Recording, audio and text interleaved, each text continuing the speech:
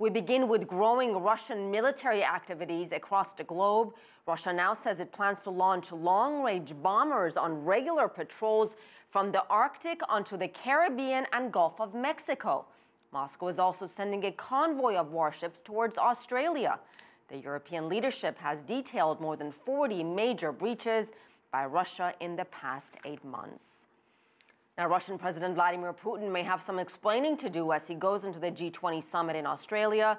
Needless to say, his interaction with other world leaders will be closely watched, as it was at this week's APEC gathering in Beijing. CCTV's Tom Barton reports. President Barack Obama and Vladimir Putin's public interactions display little warmth these days. Their awkward contact at APEC will be quickly followed up thanks to the G20. The build-up to the meeting has been stormy, with rumours and suggestions that Russia either shouldn't be allowed to go or might not turn up. I say with sadness that there's no purpose in being there.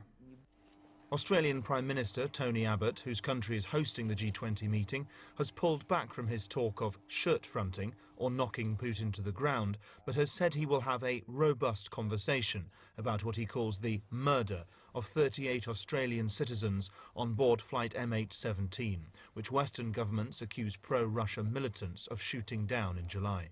From Prime Minister Abbott to President Obama and others, diplomats and journalists will be watching intently for more signs of the chill that has come between Russia and the West.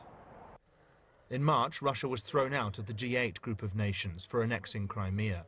But in Moscow, the position of Western powers is seen as counterproductive. I think that if the G8 or the G20 wants to work fully and have influence and have a wide ability to cover problems and solve problems, they need to have dealings with Russia.